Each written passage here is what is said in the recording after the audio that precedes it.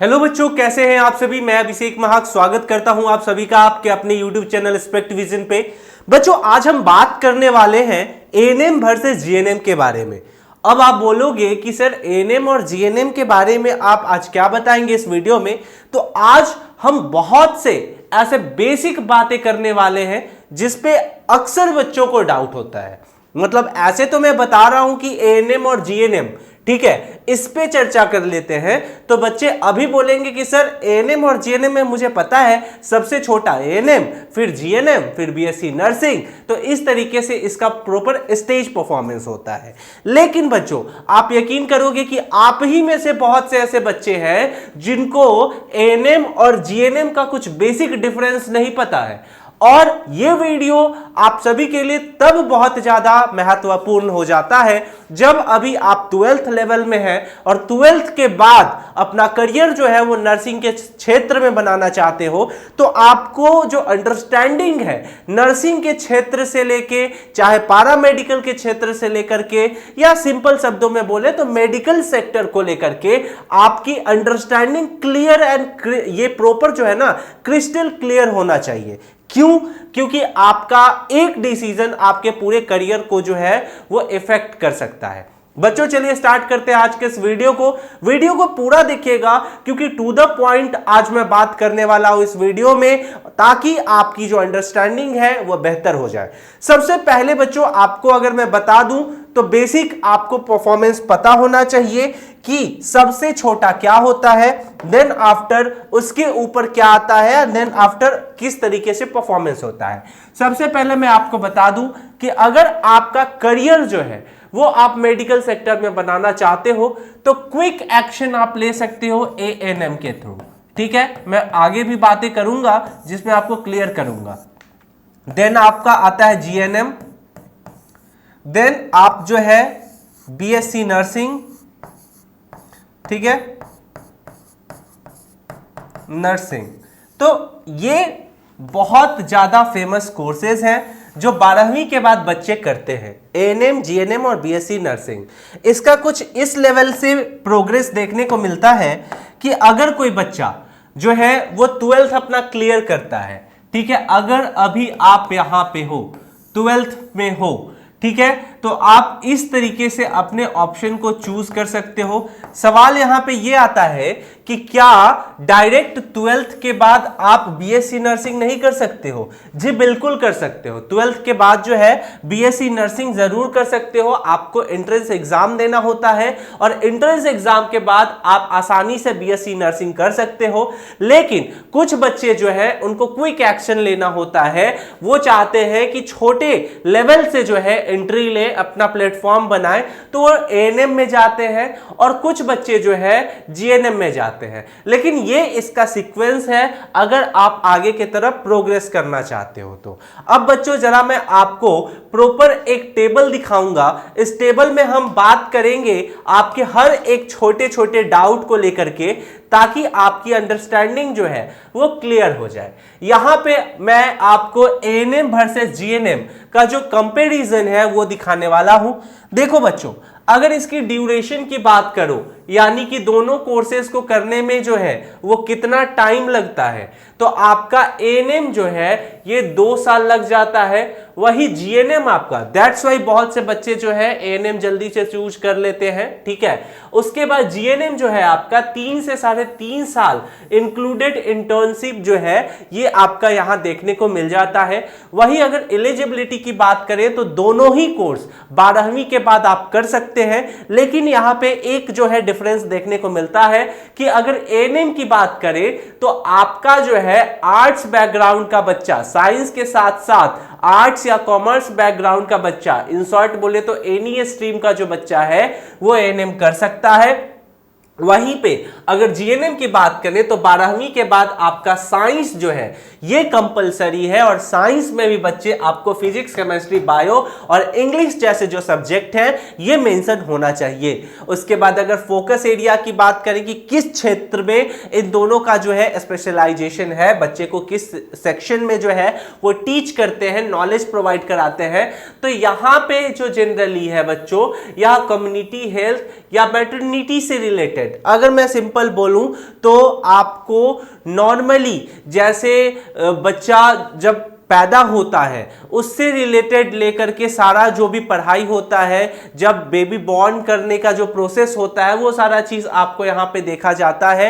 In short अगर simple शब्दों में और बोले तो यहाँ पे आपको जो बेसिक नॉलेज दिया जाता है वो इस लेवल की नर्सिंग आपको जो है वो नॉलेज दी जाती है, जिसमें जब एक वुमेन प्रेग्नेंट होती है तो उस दौरान का जो भी इंफॉर्मेशन, जो भी स्टडी, जो भी रिक्वायरमेंट होता है वो सारे स्किल्स आपको पढ़ाए जाते हैं। सिंपल शॉर्ट में अगर एक वर्ड में बोले तो मैटरनिटी से रिलेटेड जो भी टॉपिक्स है ये आपको यहां पे पढ़ाने को, ठीक है, दिया जाता है। अब आगे की अगर मैं बात करूं जीएनएम में तो यहां पे सर्जिकल, ठीक है, ये सारी चीजें आपको देखने को मिलता है। वही अगर मैं बात करूं तो नर्सिंग का जो लेवल हो जाता है जीएनएम में एएनएम से एक स्तर जो है वो ऊंचा हो जाता है, ठीक है। अगर मैं बात करूं जैसे एएनएम में आपको जो है चाइल्ड से रिलेटेड बात पढ़ाई करना होगा, ठीक है, आपको वुमेन हेल्थ से रिलेटेड पढ़ाई करना होगा, यानी सिंपल शब्दों में जैसा मैंने आपको बताया मैटरनिटी जो है वही जीएनएम का जो स्कोप है यहां पे फोकस एरिया बड़ा हो जाता है।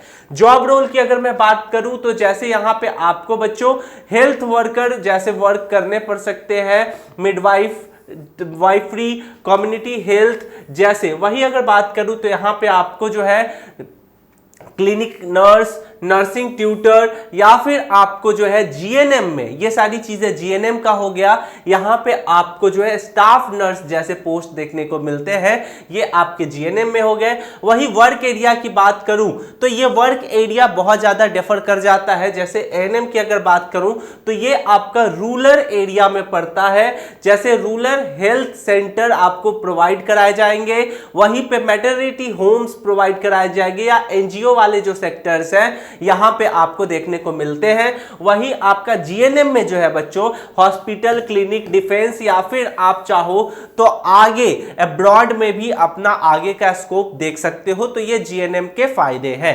लगभग ये यहां तक अगर आप समझ चुके होंगे तो जरा सैलरी पे इसकी बातें कर लेते हैं। तो अगर एएनएम करते हो तो आपका 10,000 से 20,000 रुपया जो है ये आपका मंथली जा सकता है। वही आपका जीएनएम में 20 से 35,000 रुपया मंथली देखने को मिलता है। करियर ग्रोथ है तो आप परस्यू कर सकते हो जीएनएम, ठीक है, एएनएम करने के बाद आप जीएनएम कर सकते हो और अपने आप को एक लेवल ऑफ अपग्रेडेड कर सकते हो।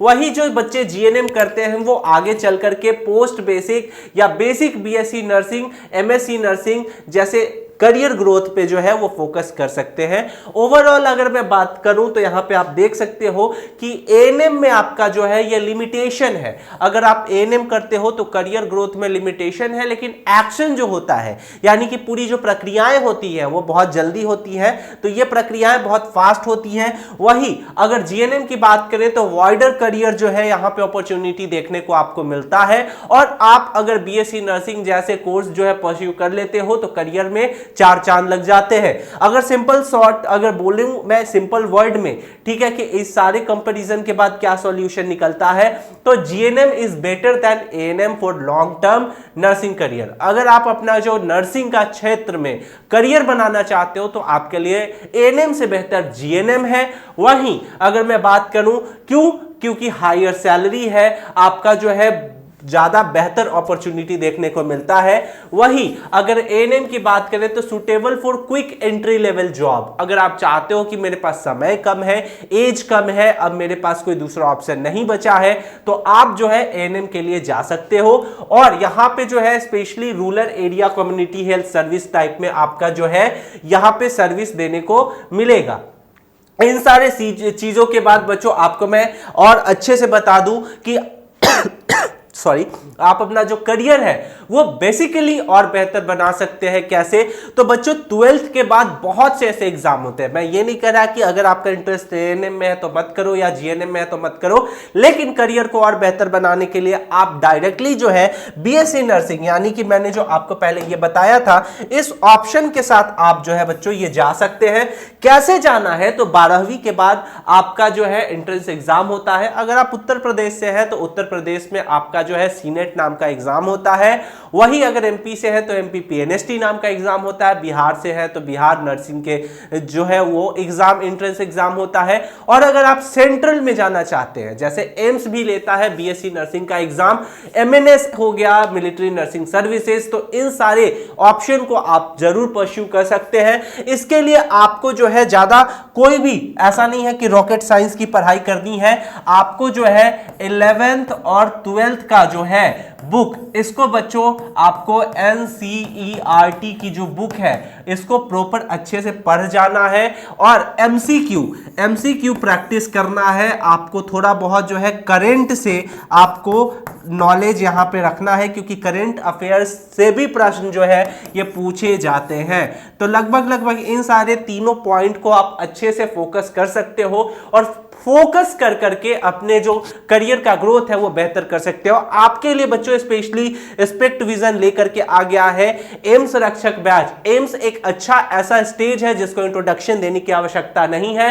यहां एक बार आप एंट्रेंस बस ले लेते हो तो यहां आपको पैसे देने की भी जरूरत नहीं है। लगभग जहां पे आपको बीएससी नर्सिंग का अगर सरकारी में पढ़ते हो तो 1,00,000-1,50,000 रुपया लगता है, प्राइवेट में पढ़ते हो तो 7 लाख 8 लाख रुपया लगता है। वहीं आपका एम्स जो है केवल 3-4 हजार रुपए में आपका प्रॉपर कोर्स करा देता है। क्या कराता है? बीएससी नर्सिंग करा देता है। और उसके बाद आप जो है एक ऐसे स्टेज पे पहुंच जाते हो कि आपको किसी को इंट्रोडक्शन देने की आवश्यकता नहीं है। बच्चों इस कोर्स में आप इनरोल्ड होकर के 2026 के लिए तैयारी कर सकते हो। इनरोल कैसे होना है? तो एस्पेक्ट विजन के ऐप के थ्रू आप जो है वो प्ले स्टोर पे जाइए, वहां से एस्पेक्ट विजन ऐप डाउनलोड कीजिए। डाउनलोड करने के बाद बच्चों आप लॉगिन करोगे और इस बैच में इनरोल्ड हो जाओगे। इसका जो लिंक है ये डिस्क्रिप्शन में भी दे दिया जाएगा। और बच्चों आप सभी से मैं रिक्वेस्ट करूंगा इस बैच को मस्त से मस्त जरूर लीजिएगा, क्योंकि इसमें एमसीक्यू जो क्वेश्चन है ये आपके लिए बहुत ज्यादा यूजफुल है। तो इस बैच का आप फायदा उठा सकते हो। ये आपका व्हाट्सएप ग्रुप है बच्चों। इस व्हाट्सएप ग्रुप से अगर आप एम्स की तैयारी करना चाहते हो तो जुड़ सकते हो। लिंक डिस्क्रिप्शन में दे दिया जाएगा, साथ में कमेंट सेक्शन में पिन है, तो आप जाकर के यहां से जुड़ सकते हो। क्योंकि बच्चों अगर नर्सिंग के क्षेत्र में ही जाना है ना तो एएनएम और जीएनएम ठीक है, ऑप्शन है, लेकिन कुछ बड़ा देखो। जिंदगी एक मिलती है और उसको अचीव करने का जो है ना एक अपने अंदर एक मोटिवेशन लाओ, आसानी से अचीव कर सकते हो। क्योंकि अगर सामने वाला इंसान कर रहा है ना तो आप भी कर सकते हो। अगर सामने वाला इंसान कर रहा है तो वो सिर्फ और सिर्फ फोकस को जो है उस पे केंद्रित कर रखा है, जिसके कारण वो हर चीज आसानी से कर पा रहा है। आपके अंदर टैलेंट है, आप हर कुछ है, अनुभव है आपके अंदर, लेकिन आप इधर उधर ध्यान करने के कारण जो है सक्सेस नहीं कर पाते हो। तो इन सारी चीजों को ध्यान में रखो। समय बहुत कम होता है, एक बार बीत जाएगा फिर वापस नहीं आएगा। कमेंट सेक्शन में जरूर बताइएगा कि ये वीडियो हमारी आप कहां से देख रहे हैं, और कोई भी अगर डाउट हो बेझिझक आप हमसे पूछ सकते हैं। मिलते हैं अगले वीडियो में, तब तक के लिए स्टे सेफ, टेक केयर, जय हिंद।